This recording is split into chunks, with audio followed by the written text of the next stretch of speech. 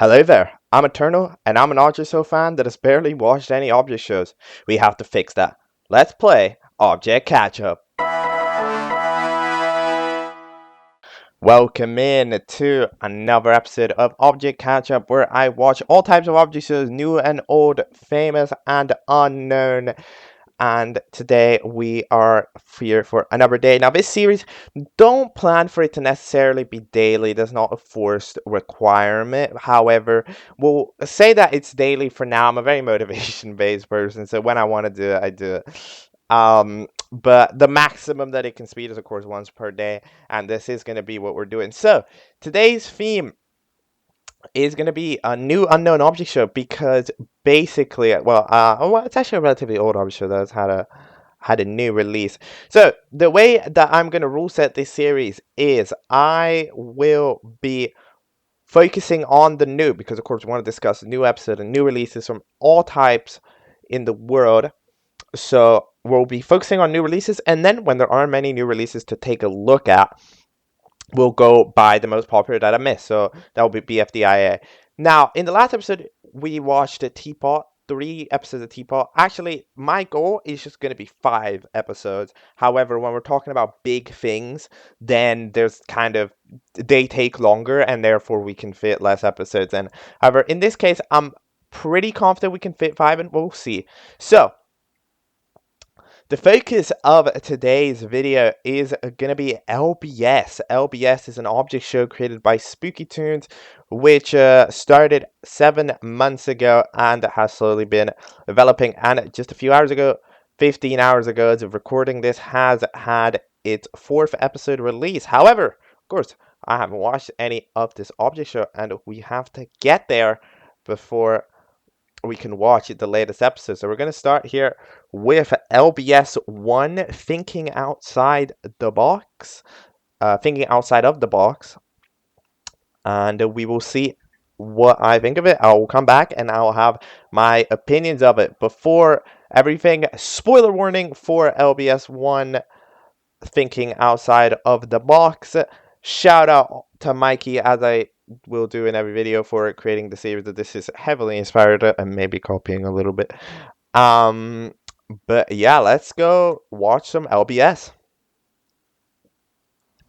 Hello, I have just come back from watching LBS 1. Now, of course, since this episode is a little bit unknown, I'd just like to point out, at the bottom of the description, there's a link to every video that I mentioned in the video, which means that you'll be able to click there, go watch it if you want to give a quick opinion outside of it. This episode is not that long, it's 6 minutes.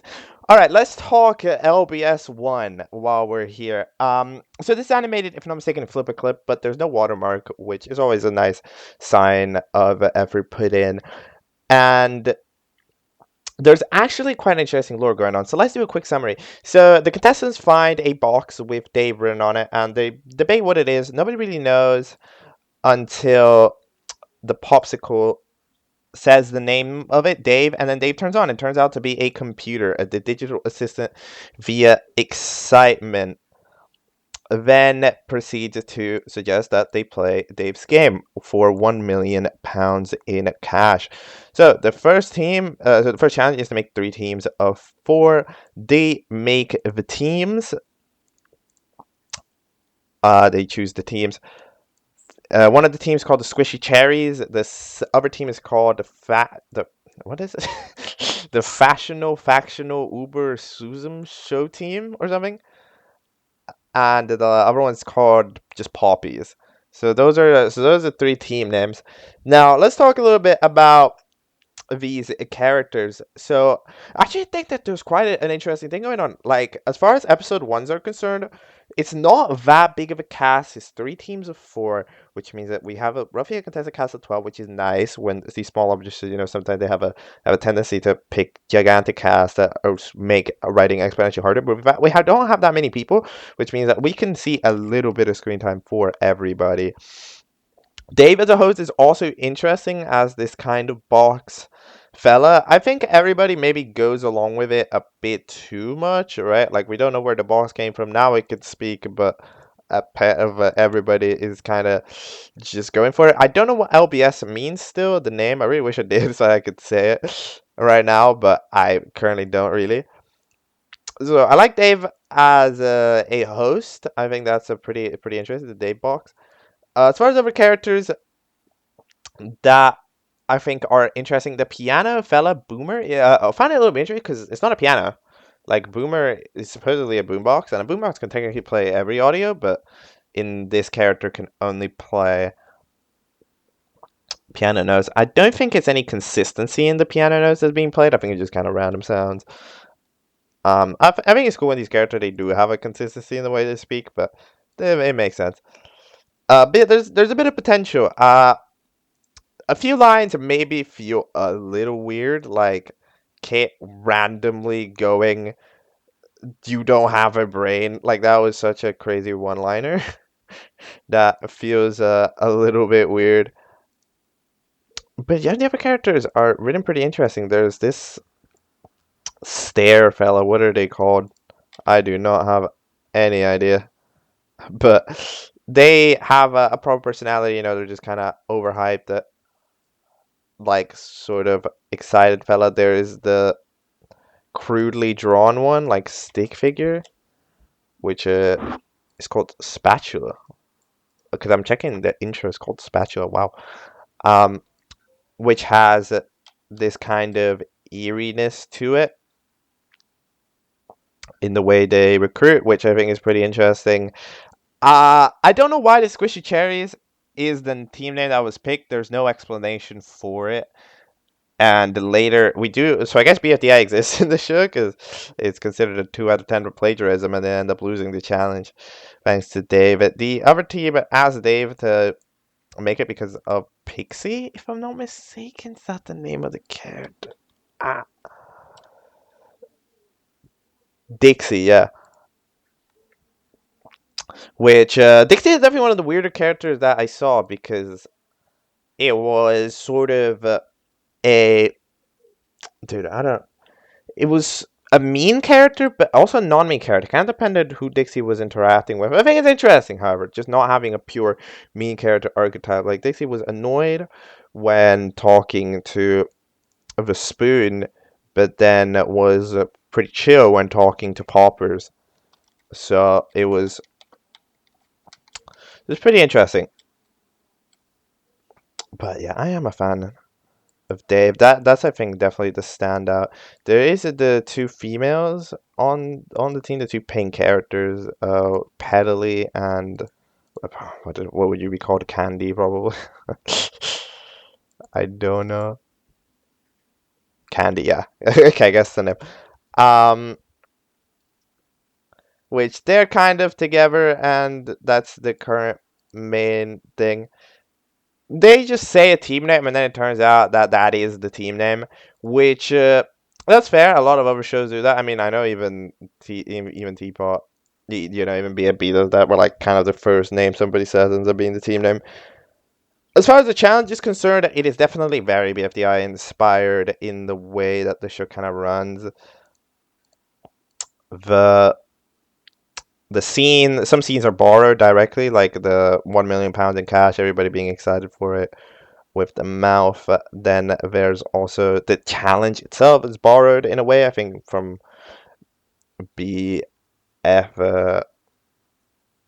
From it was borrowed from something. There's definitely an object show where the challenge was make a team name. I don't know if it was BFDI original, but it might have been a thing. If it's not, then I'm getting a major case of misremembering. And then there's also, like, for example, in the team picking, they had the little circle with the team capacity, which is something in Teapot. However, look, it's borrowed and it's fair. Take inspiration. All you need is a small object show. You can tell they're directly inspired. Okay, the main criticism I have, and I hope it got fixed in the future episodes. For some reason, randomly, 2/3 through, the entire show gets covered in a Gaussian blur. I don't know why, but like I was for a minute, I thought I was going crazy because I was like, "Why is it just me or is this blurry?" But no, it just randomly becomes blurry. Some editing error was made or something, because yeah, it blurred, especially the middle of the screen. It was like a blur from the middle outwards, but didn't go that far outwards. It uses the BFDIA system of videos, which I currently can't check because they got taken out. But yeah, that blur was just the one thing that's fixed. I must say the voice acting is pretty good, considering apparently they're all done by Spoonytoons. That means that's a pretty good range. Uh, Vocal effects added on the characters that matter, because I personally could not tell that it was one person VAing everything until I realized there at the end. So yeah, that was pretty impressive. No, well, that was LBS 1. I think it was a pretty solid one. If I were to give it a rating as far as a new Object Show first episodes, I would probably give it a 7.5. I mean, considering its scenario of being, super small little Object Show, I think that it does itself a pretty good thing for its capacity. In the overall grand scheme of things, probably will get a lower rating, but within the context of itself, I think it gets 7.5. Pretty good episode. Oh yeah, by the way, also the squishing it scene that was attempted is a taken ploy from BFB. If I'm not mistaken, BFB1, the first thing they do when Force shows up is try squishing it, which, yeah, that makes sense. By this time, they had auditions open, and then they went on to release LBS 2. So, I mean, I guess let's just get on with it, because I've already actually outrun the length of the episode by a few times over. Ultra final detail, I completely forgot. Shout out for having subtitles. Subtitles are actually a very nice feature to have, and I think that's very nice to have been an inclusion. So, big shout out to that. All right, now we can move. So, next video we're watching, as previously stated, is LBS 2. LBS 2 is titled Playing with Corpses, which is what a title. It released roughly, I believe, 2 months after the previous one, so 5 months ago as of the present day. It is called, yep, it is quite a bit longer. It's double the length, 13 minutes. Let's see what we've got. Spoiler warning ahead for LBS 2. Let's get on with it. Hello there, I am back from the future, though it's just been a few seconds. Have you listened? Did I give a spoiler warning earlier? I don't remember if I did. Well, if I did it, a spoiler warning for LBS 2, Playing with Corpses. So, this is the second episode, released a few months later. It is quite a bit longer. There's now a crew making this show as well. It's not just Spoonytoons soloing everything. I must say, this episode is very, very interesting. It has quite a bit of potential. Like, there's some jokes which I genuinely enjoy. There's some scenes which I genuinely enjoy. However, it's also awkward in a few places, and we're gonna talk about it. Um, so what happened in the challenge? Also, quick recap. So, Kit's house gets destroyed by Dave to use his elimination area.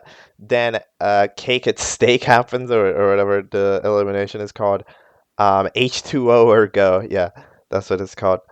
Well, Spatula ends up getting a prize, and then Kit ends up getting eliminated. So, as Kit's eliminated, 3 of the walls are destroyed, which means all the team's purpose is to go rebuild the wall. Now, they're all go and do their antics trying to find out a way to rebuild the wall. So, who's the team with the AI name chops down a tree after skedaddling a little bit and builds a wall. Meanwhile, the other teams are having a little bit of a debate. Spatula goes and gets a fence to place as part of the wall. Gets chased down by like the buffalo or whatever that held the fence. So then eventually managed to survive. They built a wall, that team, and then managed to get it safer before the Poppies team, because the Poppies team originally built a wall with glue, but then it was destroyed again after it was glued together. So they're up for elimination. That's probably the recap of what happened. Now, let's begin by talking about the elimination. The elimination was fine. It was honestly alright. They had enough votes to make it work. It's always a little bit scary with elimination and non-elimination, because what if people don't like ever, or people don't dislike. But no, people followed the prompt. 20 votes is enough to make stuff happen. The prize was a muffin that happens to poison specifically the color of the spatula, which that's fine. That's fun. That's a fun joke. I wish it was always present as a joke, like the text, and it didn't only show up when the zoom in happens. But that's the type of visual gag I don't mind.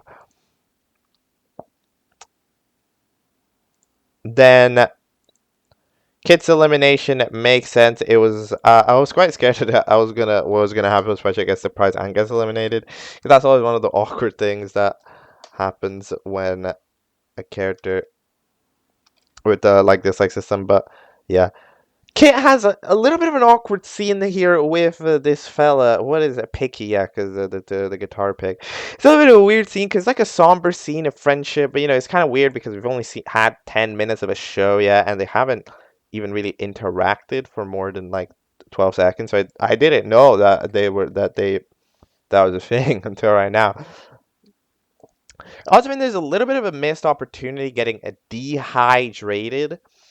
Like you could have done something actually, but no, they just disappear from Earth. I thought that it was an interesting concept. I like the idea of exploring the idea of becoming dehydrated in a way. Like what that mean to die of dehydration or something.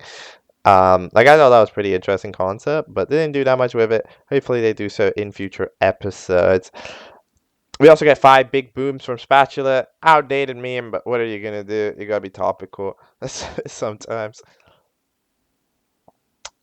Then get into the challenge. Let's go team by team here. So let's start off with the Cherries, which is the team that ends up losing. This team was quite interesting. So Spoony and whatever whatever knife, what are you called? The knife person. Let me find who that is. Knifey, okay. They go together to find glue by looking in the cabinet, while Candy and Petalite just sort of chill there and don't cause chaos. And then they decide that they go cause chaos. Somehow, I don't remember seeing it, but they somehow like murder Popsicle when we weren't looking, and they're eventually just playing around with Popsicle's corpse, which is interesting. And for some reason, Knifey is upset at that and throws the Popsicle corpse through the wall. It's a little bit of plot convenience, also because like if you think about it, like okay, I know it's a bit grim, but if the other team was dead, I mean that's what you want, no? That's what you want. No, that's improving. That's in the chat because the other team now has less people, right? So like, it's not like from a strategical standpoint, it's not like that big of a screw up. And Dave the machine never said that it wasn't allowed. So yeah, Knifey did a little bit of a mistake there. I think, and that team never ends up gluing the wall back together, which they could have always just done. I think they had enough glue, probably. I don't know if they needed the entire glue packet to glue together a wall. I mean, I guess a wall is pretty big.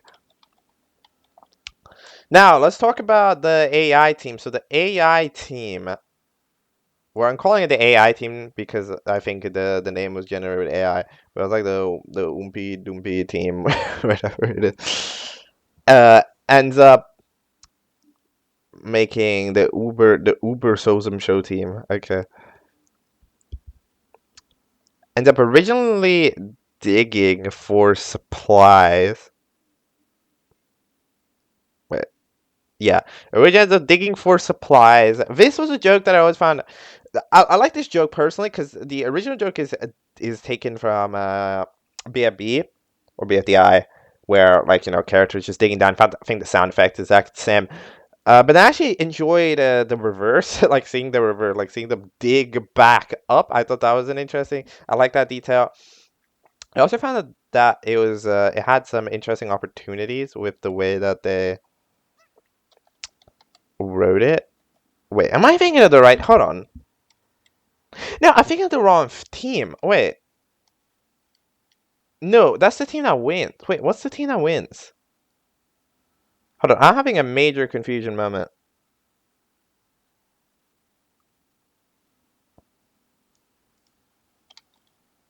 No, it is this team. Yeah, yeah, yeah. Okay. It is this team. It is the AI team. I also think that the best animations were done on them, just kind of by in terms of fluidity, and also I like the fact that we got to see different like viewing angles of stairs, which I thought was gonna be super rare to see. So I enjoyed that. They end up a boombox, which is things from the other team, a boomer or whatever. So they chop the tree. Another BFDI joke. Was popsicle ends up make like today in this episode being a massive pencil parallel. Maybe a little bit too much so for my liking, but oh well. In general, it was fine. That team did okay. And then the other team, Spatula, goes out into the woods to grab a part of a fence that's just chilling there, like one part of a fence. And then this, what even is it? It's like I'm gonna call it like a bull. For some reason, gets mad at the fence. Now, there's a deal. I found that a little weird because, of course, like it makes it easier to run around. Usually, if you're a bull, like usually, like they dislike fences. They would enjoy being free. So it was also weird because it's also one fence. Like it's not like a fence gate. Like it was just one fence there. It's like when you place one fence in Minecraft and think that the sheep are gonna say no, it's just gonna walk around it. But oh well. Eventually, Spatula manages to survive yeeting the bull into the air, and they have a very nice montage actually of building. I found it very fun. I would think that when this show is actually trying some unique ideas, I think it comes up with some pretty good gags when it's not just taking it from a BFB. So I hope that it does more of that in 3 and 4, which are going to be longer episodes. So I hope it. That's one of my hopes. More gags. Eventually, they all rebuild the wall except for one team. I guess that doesn't quite rebuild it properly, which is the chair. No, the the poppies are eventually tasked with building Kit a house because yeah, why not? So for the already eliminated contestant, so they will go do that. I think that's the post credit scene. Yeah, where they do that. Pedally goes to maybe apologize to Boomer because of the earlier interaction that Candy had in episode 1. So we have some content. There's a character arc that's trying to be formed here, and I think as far as object shows, I was generally, to be honest, I was expecting a little bit worse from these type of under 1K views, but this has got potential. It's got interesting things going on, and I definitely support it. I think it's quite nice for what it is. And then Pedally ends up flying back because the bull ends up landing. What else do I have to say? Dave again in the episode is pretty solid. Acts sort of I don't care type character, but a little bit more personality I think added on to Dave. Like it's not quite just machinery, but yeah, Dave doing pretty solid. Who? What else? What else?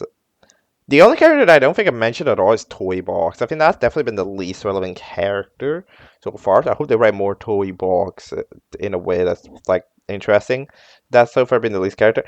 Because there's such a thing to do. Like the asset for Toy Box is like 2 sides, but not the rest of the sides. So it's not really a box. It's more like a toy.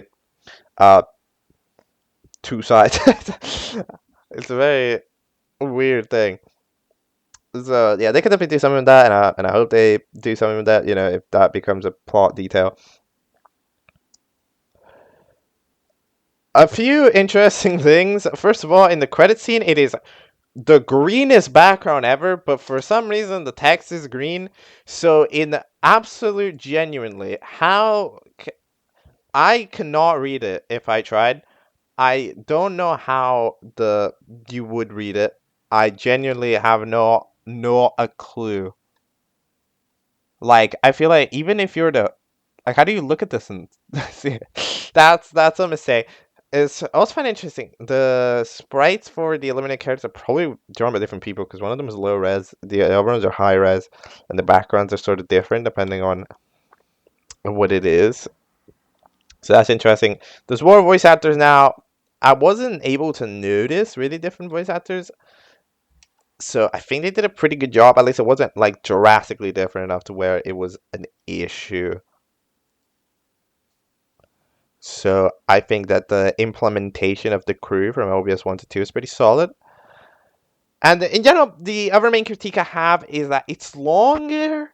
It's longer. Like, it's a longer episode, but it does stretch itself out a little bit because a lot of scenes, they feel like they're extended by 10 seconds for kind of no reason. Like, if you imagine the Dave goes and gets the fellas, right? So then there's a montage of the hand going over and grabbing them. But for some reason, it takes 30 seconds for the hand to get there. Now, I get it. It's a gag because it's exploring the universe. But it runs out, but like you run out of pictures to show. And you show the same picture but color inverted. So it's kind of weird. And then to bring them back, it's the same story. But it takes another 30 seconds. It's like a 4-minute scene. Even the intro for H2O to go feels like it's a little long. Some of the scenes, like the scene transitions, usually I sometimes have like a black screen for about 3 seconds, which is interesting. The Let's Go when the AI team is walking back takes like 10 seconds when it could realistically be like 5. Yeah, the scene transition after they break the wall is like 10 seconds, and it's just in general it feels a little like some scenes are dragged out.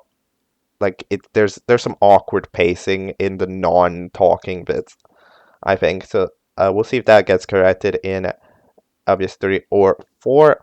But in general, good gags, potential. Let's see what they're going to be doing in LBS 3.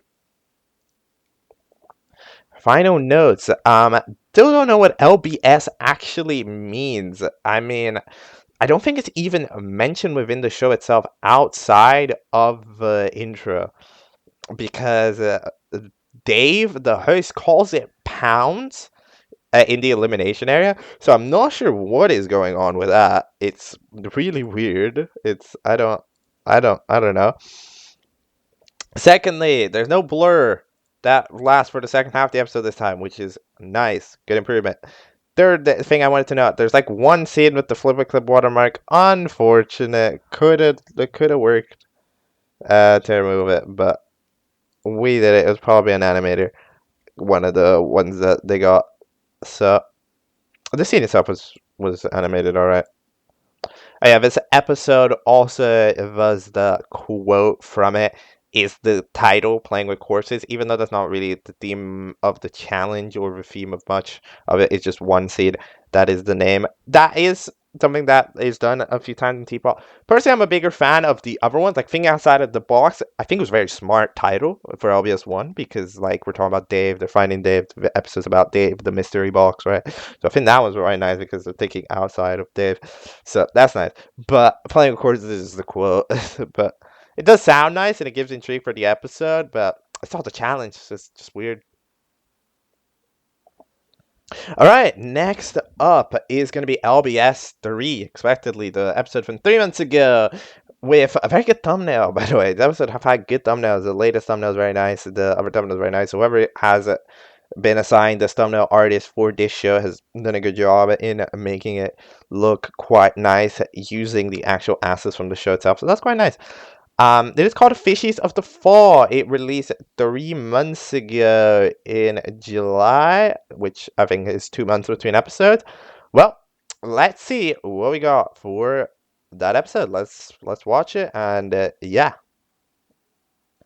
Hello there. I have just come back from watching LBS 3 just about 1 minute ago. I still need to let it sink in a little bit. It's a 20-minute or so. There's definitely some stuff to talk about with that. So, of course, spoiler warning ahead for LBS. You'll already be seeing it, but spoiler warning if you don't want to see it, or if you want to go look at it below. The video only has 754 views. Let's get it to 800. So let's talk about this.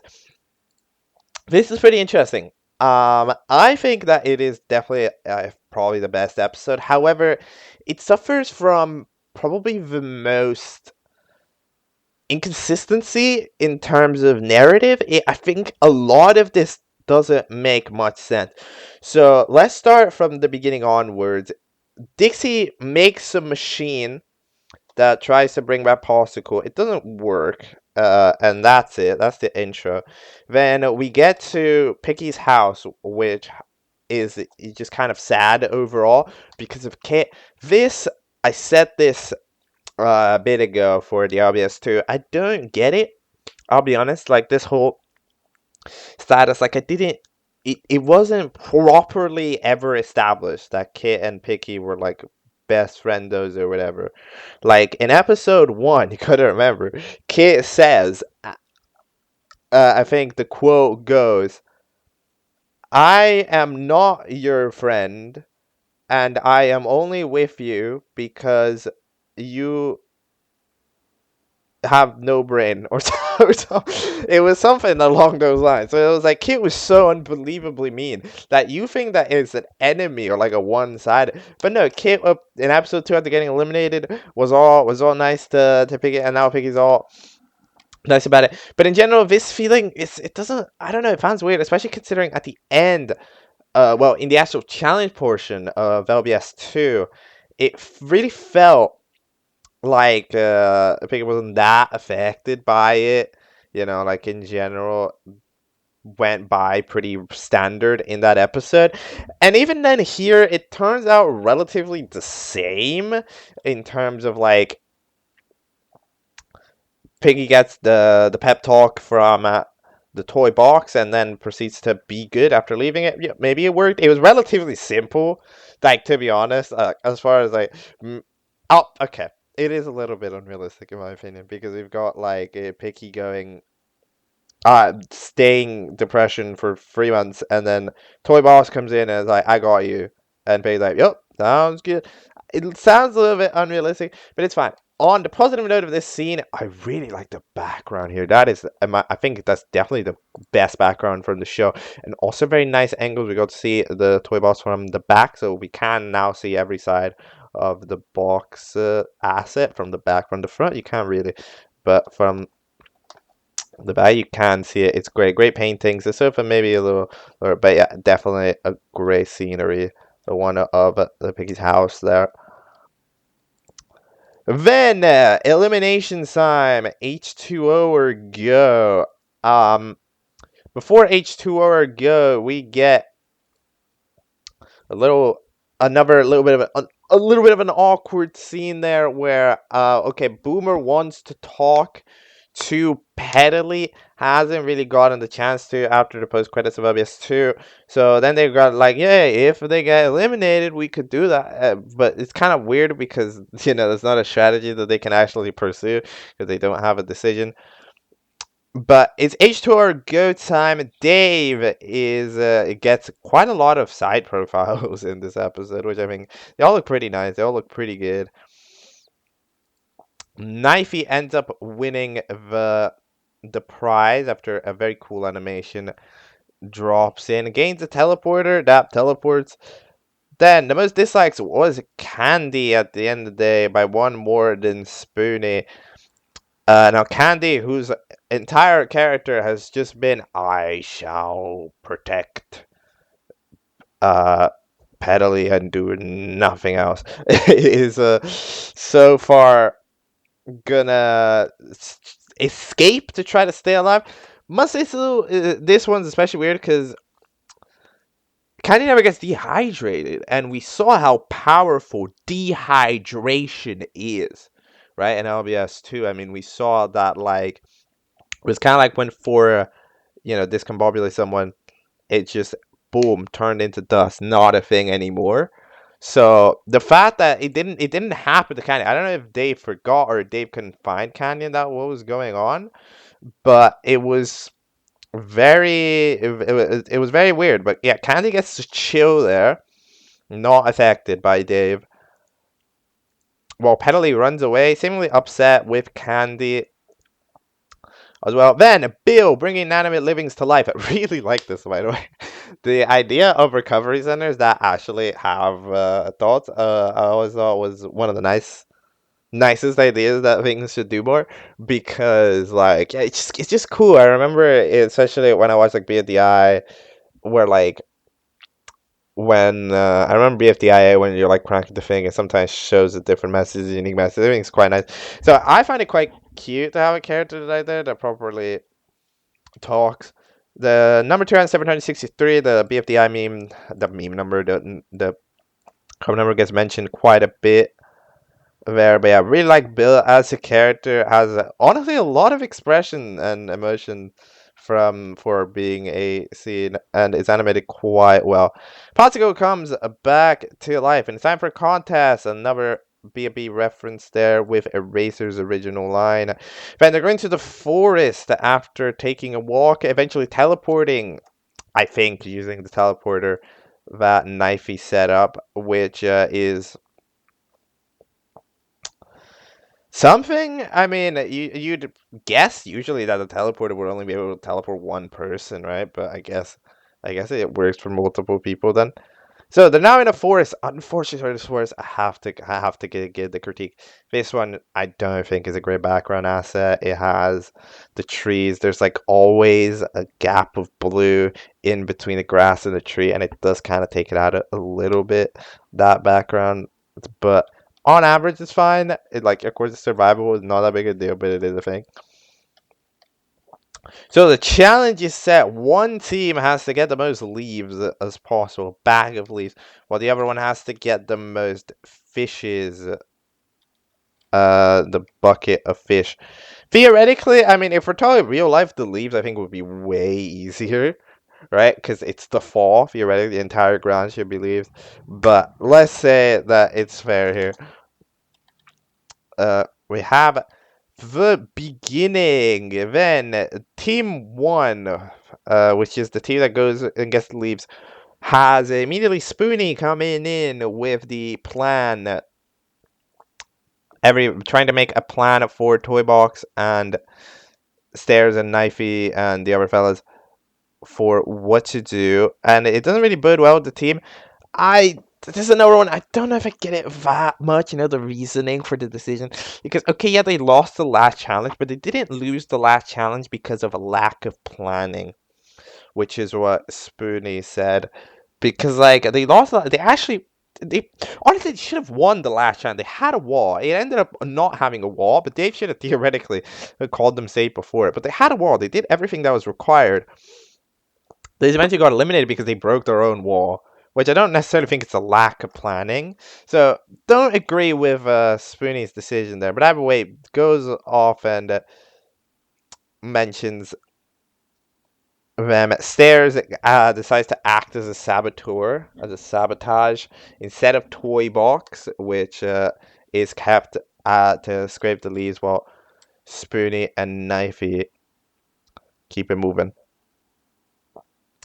Then they are grabbing fishes over on the other team. Big and Spatula are overall using a pretty good tactic to grab fishes. On the other side, also grabbing fishes is Pixie, if I'm not saying that name, while Boomer is off distracted trying to speak with Pedally. However, Pedally ends up going down after getting a bag thrown by the other team as part of Stairs' attempted sabotage. Stairs, Boomer ends up quite upset. So that's a thing that's happening. Spoonie gets upset, tells Stairs to go away. Dave is now building a thing, so then we know that. What did Dave even build? I don't know. Did it matter? Did it matter what Dave built? I don't think it mattered at all. Yeah, but didn't actually get to see it. I mean, we built like a tower or something, but it wasn't really like a thing that was important. Then they take a new strategy of going underwater. to search for a bucket that was dropped down because of the sabotage. From who?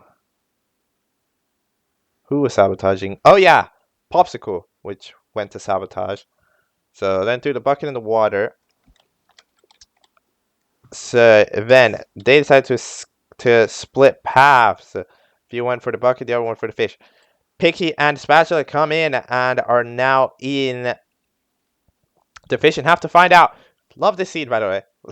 It is a, like, I guess trope type thing, you know, we're like trying different solutions in different ways. However, I do enjoy the solutions that they try to make to get out of the fish. I was a big fan of it, you know, trying to write a note, trying to speak in Morse code, trying to get pooped out, and eventually decide not to do that. Um, so that is quite nice. I'm enjoying of that. Little bit of a weird thing. Why can't they just breathe forever? Like, huh? You just breathe for you're underwater forever. Like, dude, that's not a problem. But like when Petaley gets dropped into water, then they are dead. So that's a weird detail, especially because Candy goes on to revive Petaley. But how do you know? That's the thing that's another detail I don't know. It's like Candy, how do you know? You're off. You didn't travel with the group because you were hiding in that one bush. So, and it's pretty far away. So how would Candy know that Petaley is gone to go revive at the bill? And that is very, very weird. And it is one of the inconsistency details. Other than that, what happens? The fish ends up getting okay, no. So, yeah, there's a huge debate going on in the other team about what they should do, because Spoonie and Knifey, they're friends, but Knifey isn't really agreeing, so ends up debating heavily with the toy box. Eventually, there ends up being like a monster dragon fella in the forest, which murders the toy box, goes into the forest. It gets Knifey as well, because Spoonie tells Knifey to go there, if I'm not mistaken. And while they do that, while trying to carry the fish out, the fish that ate Picky and Spatula, they end up not successfully getting into the bucket, so it eats literally everything and everybody else. Which means that the challenge is over, and it's actually a tie. The challenge didn't mean anything, which is great. Love those. But this is a trope in BFDI. Like half the challenges in BFDI are tiebreaker. And it ends up being a tug of war that ends in 1 second as well. Because, yeah, that is also the thing they do in BFDI. In BFDI, they do it with, what is it called? Like they rip a band. They rip a tie. Yeah, because it's a tiebreaker. So they rip the tie. So that happens immediately because Pig unhands the rope, which I like that scene. It gives an explanation to why that team is weaker, so I like that. What else did I forget? Oh yeah, Knifey. Again, not only does not only does Candy revive Petaley, Candy also knows to revive Knifey a little bit later, which I think is another very weird decision. And now he proceeds to walk off into who knows where. Is lost. We don't get to see that.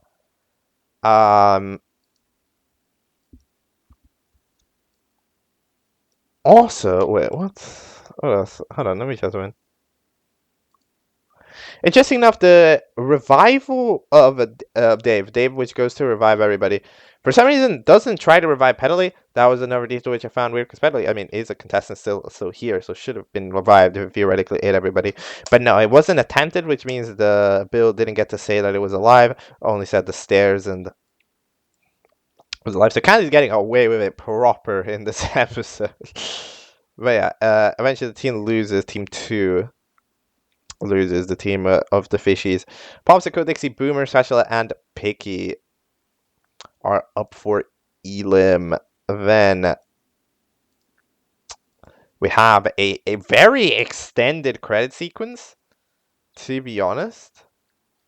Because we have the voice acting in the old style and it's relatively long, like 30 seconds, and then we have the credits with also include the voice actors taken in. So it's like a 2-minute credit sequence to the post credit scene, which is Axe, which is this weird recommended character, Axe, I guess, being very weird to stare. But in general, in terms of animation, it's quite good. I'll be honest. There's of course a bit of inconsistency here and there from animator to animator, but none of it is low quality. I think is relatively all. It's all doing pretty good job. You know, it doesn't, and none of it takes me out of it. So I think everybody did a pretty good job there. In terms of audio processing, voice acting is actually quite good in this show. I can't even lie. Voice acting here did the job pretty well. And then finally, for the elimination, because I haven't actually predicted a single elimination, I'm gonna predict most likely surprise because I know in obvious one there were 20 votes and Fasha got the prize, but only got eliminated. Popsicle Dixie, huh? I would say maybe Spatula gets eliminated. No, I don't know. This one's hard. This one's hard because there aren't that many votes, so you can't like base it off too much. I'm thinking Boomer gets eliminated, maybe. I'm saying Boomer elim. Even though Boomer has the plot line going on, I think Boomer elim. And then Prize, maybe Picky. I'm thinking Picky, Prize, Boomer elim. That's what I would predict. I also like how Dave pops into the final end screen. It is quite nice. But yeah, that's roughly my review of LBS 3. I don't currently have anything else to mention right now. Flip watermark appears sometimes, whatever. It's fine. It appears in like 3 scenes. And also, oh yeah, pacing wise, which was a complaint for LBS 2, I think way improved. It's longer, but yeah, more things are happening. Like generally, more things are happening. There's very few scenes that generally feel like they're that drawn out as much as there was in LBS 2. The LBS 2 is weird when there's a drawn out scene because it is still a relatively short episode, but in this one actually they feel rather improved. They even shortened the H2O to go to go theme for this one, which didn't last time. So, which I think I hope that they noticed that it was a bit drawn out, but I think it is quite nice. And there's also some cool scenes, like there at the beginning when there's the whole paper of Candy, there's a paper drawing of Candy, and yet again different angles for different characters, which is always a little bit extra. And just Spatula in general gets to be a lot more expressive, just in the way the character is. So yeah, also, yeah, Phoebe at the references. Katie, I think, shows up for a little while. And yeah, all right. I think we can now head into the modern days. We've caught up to yesterday, but now it's time to look at today because LBS 4 isn't coming. Woo! So that episode, as I said, was LBS 3. Time to head into LBS 4, which is the latest episode released 17 hours ago now, because of course it's been quite a bit since I started recording these. It is called Crash Course. It is the first time I'm reviewing a fresh Object Show episode, like proper new, within 24 hours. And I'm definitely interested in seeing how it is gonna go, how it is gonna be. It released 3 months after LBS 3 yesterday, and let's see it. I'm excited. Spoilers, by the way. This time I'm actually going to go spoilers for LBS 4. The episode lasted a month old. Go to the description, click the link for it, watch it yourself first before hearing my discussion of it. If you're hearing the discussion of it, maybe you enjoy seeing my recap style of it, but I still recommend you go watch the original show. Don't take it away from the creator. All right, let's go watch it. Hello, I have just come back from watching LBS 4, the latest episode of LBS, after having officially catched up. Now, before I do any of that, before I talk about it, first of all, spoiler warning. Second of all, I just wanted to give a quick note on the fact that in LBS 3, I did do a lot of critiques. However, in general, I think that the fact that I was analyzing the lore in a way and the story arc, I think is a sign that there was something there. So I would say, like, when I say that something's a little weird or something's not right, that means that there was a way to, like, it was properly interesting enough for me to pay attention to the details of it, basically. So I just want to say that when I point out, like, I don't know, lore and accuracy, that means you made pretty good lore that I want to be accurate, right? So that is that for LBS 3. Now, LBS 4.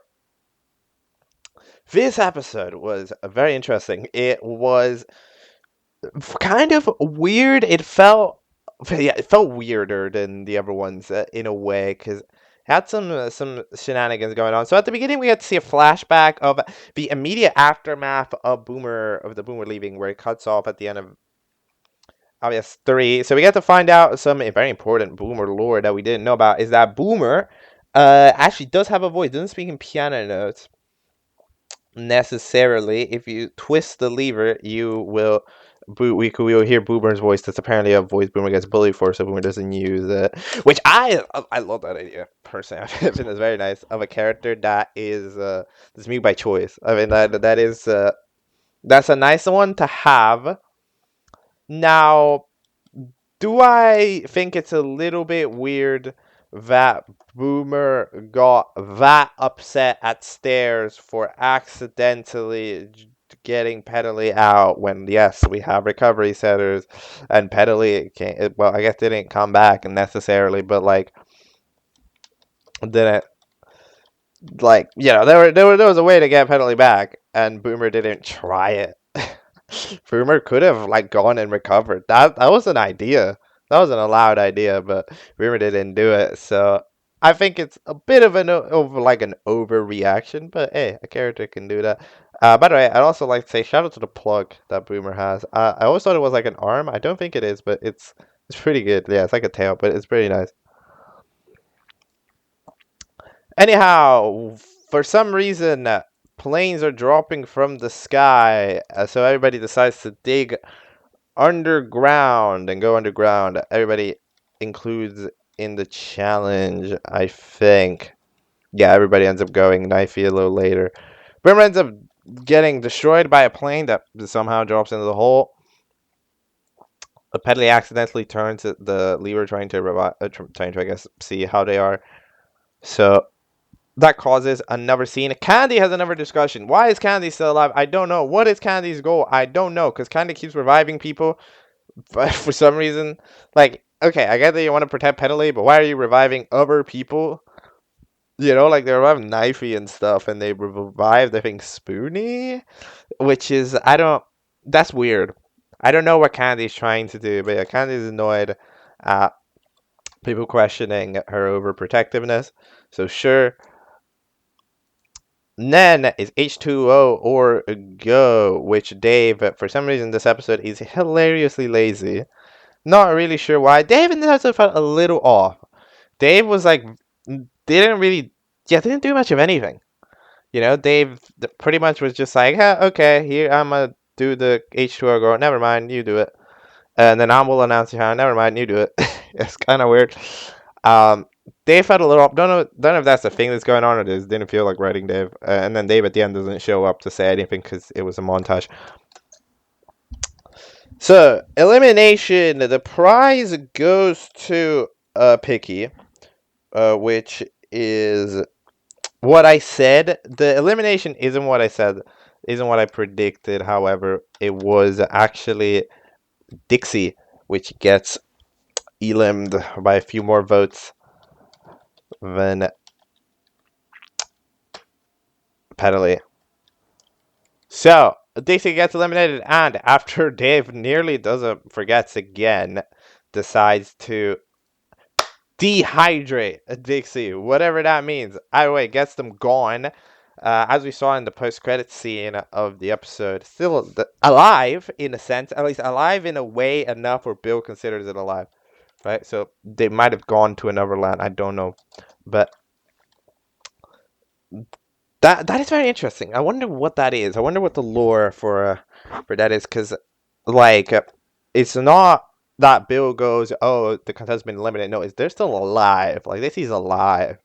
So maybe they've been sent to somewhere. Maybe that's what happens. But I don't know. They seem like they've disintegrated, so it's just I don't know. I proper don't know.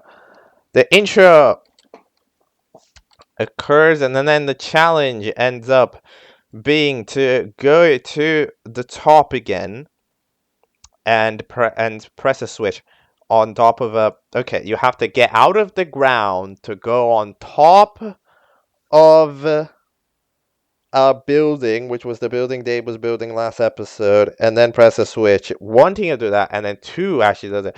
I'm guessing it's double elim maybe from now on, which would make the show last less, like 8 episodes, I think, instead of 12.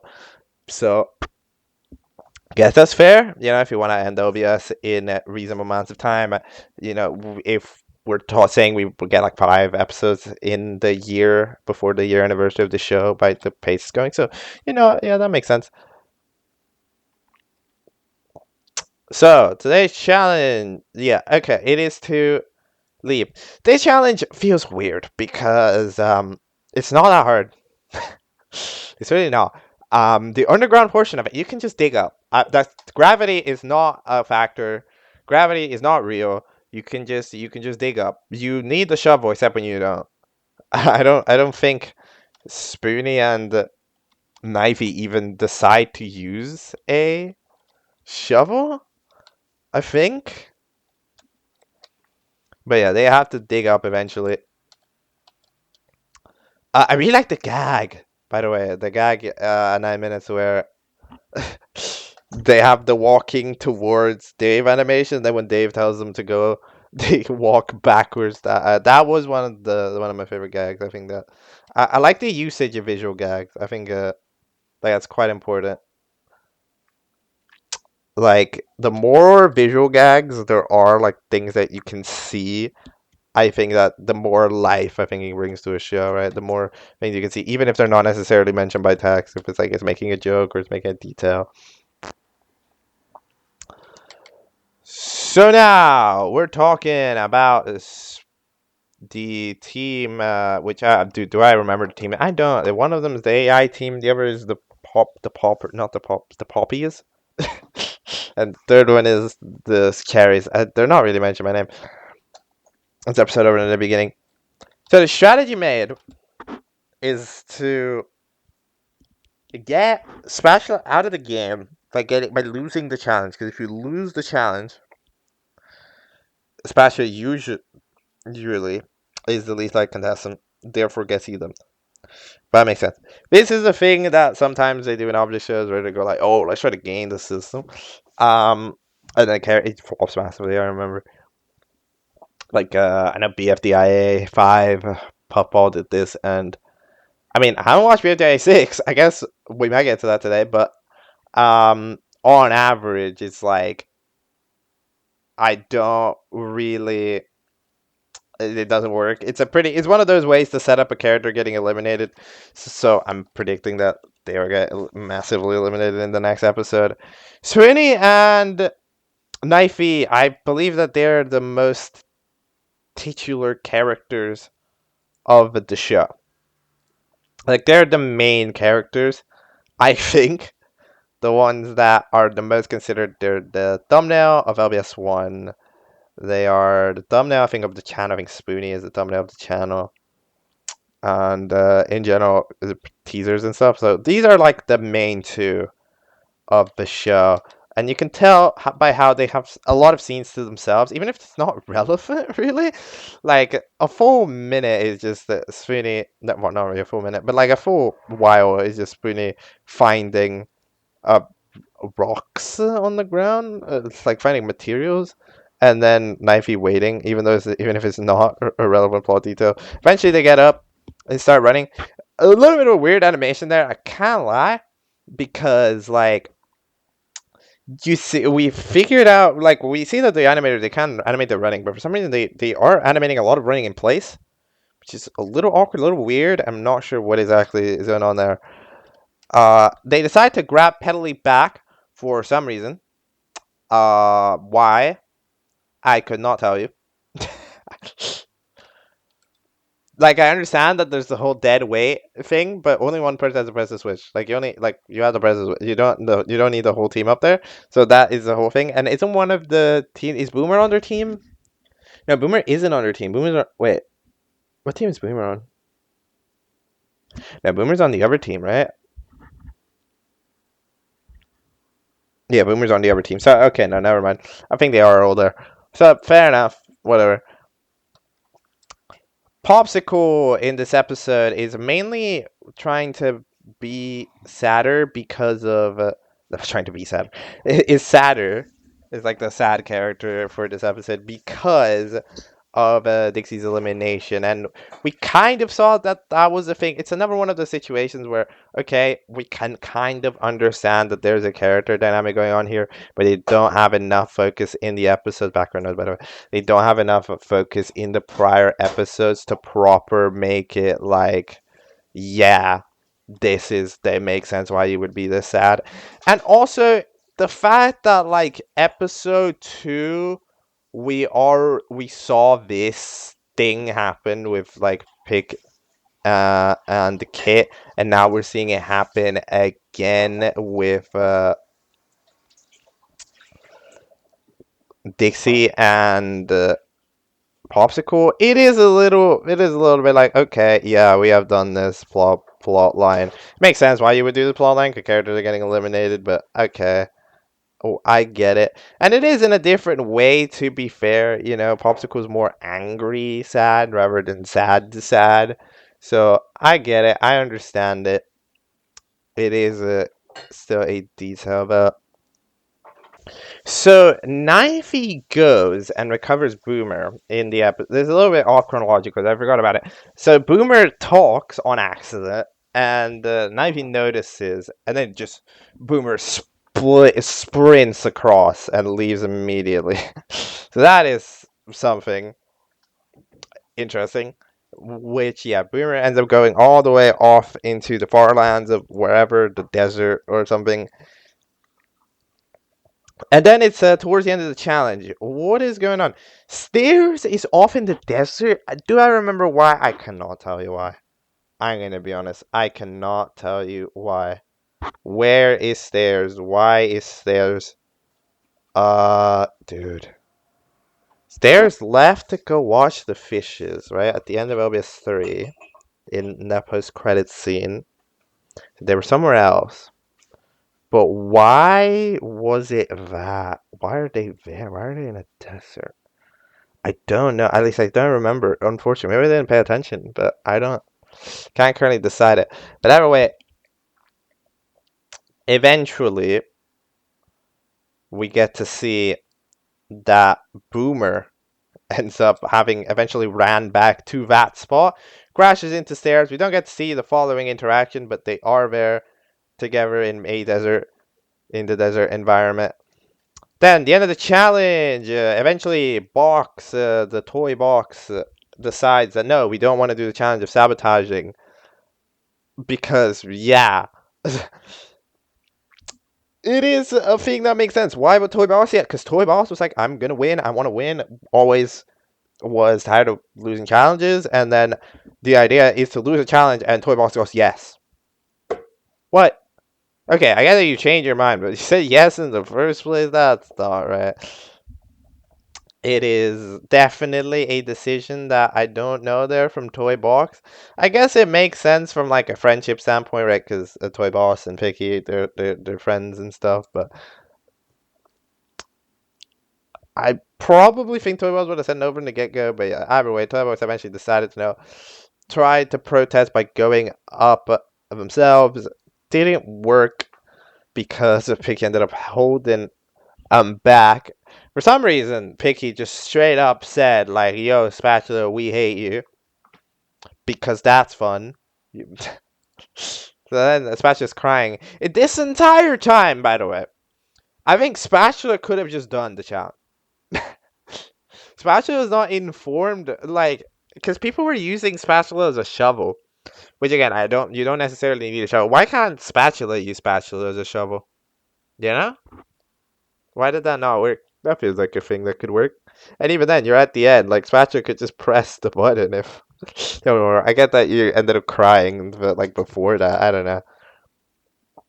Then they get the compilation at the end. Popsicle actually gets up first, but gets knocked down by air.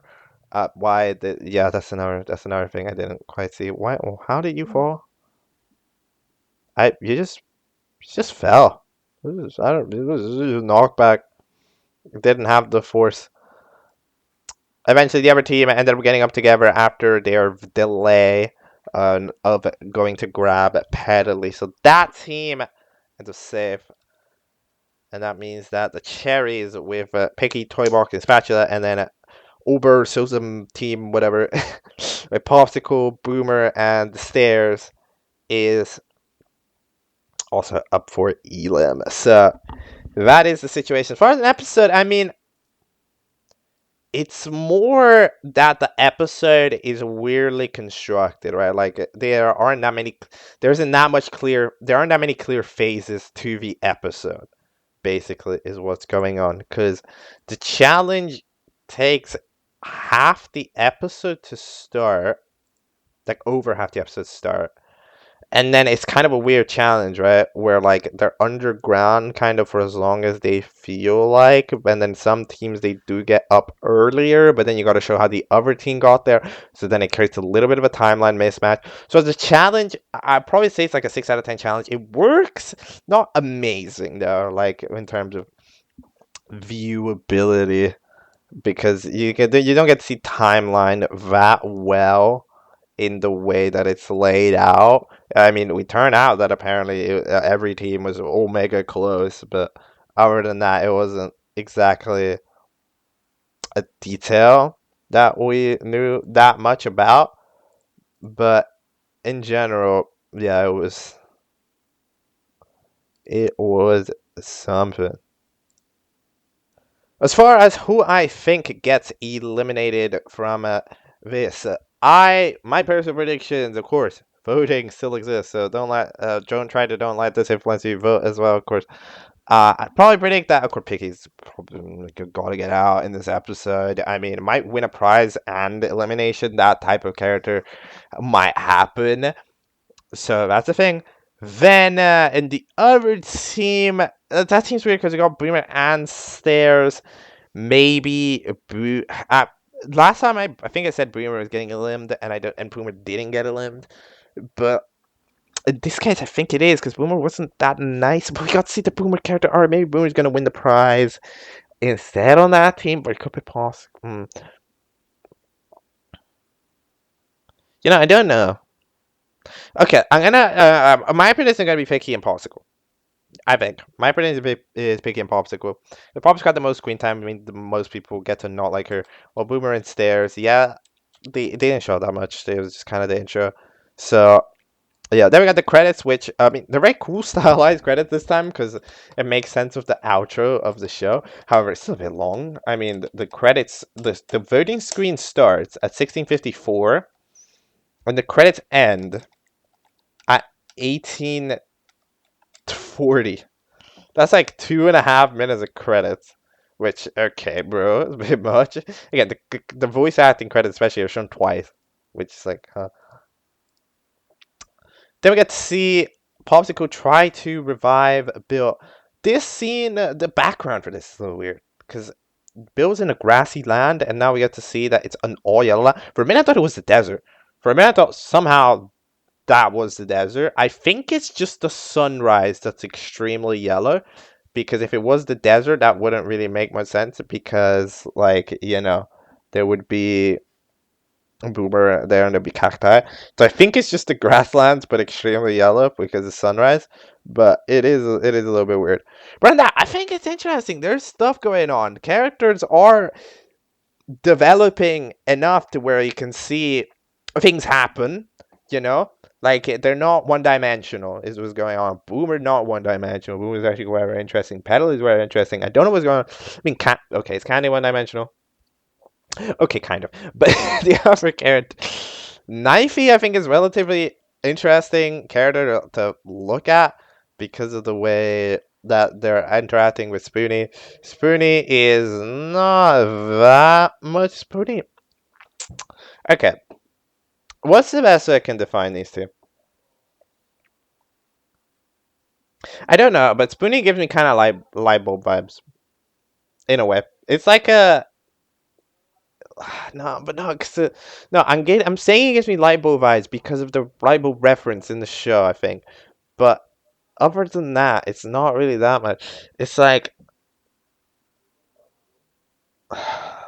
nah, I'm not that good at making comparisons. I'm not gonna make them right now, but yeah, they are rather interesting. The character I probably care the least about is probably Spatula. I'll be honest, Spatula isn't that interesting. This kind of one of the more jokey characters. You can tell that there is some connection to like David, because like I think for the third time in the show that has been a thing where the David sound bite has played for Spatula. So yeah, it's kind of the jokier character, the goofier one that just does goofy stuff. Now, is there anything else I've got to say? I think I've ran out of notes for the time being here for this episode. I still don't know what does LBS mean, bro. Am I like blind and they said it? Cause what does it mean? I don't know. It's like, cause in the second episode, it says pounds. Like Dave says pounds. And the next, who's really going to be eliminated from pounds? Makes sense. It shows about 1,000,000 pounds. Called pounds. Probably mean like potential greatest. Dave is an acronym. Dave can probably invent an acronym, right? But then the characters know that it's LBS. Because in episode 3, Spatula says that like this is some what is like the second montage of LBS. It's some in fourth wall breaking joke, but like yeah, it ends up definitely a little awkward because I don't know what it means. I proper don't, and I guess we're gonna be finding out in the future.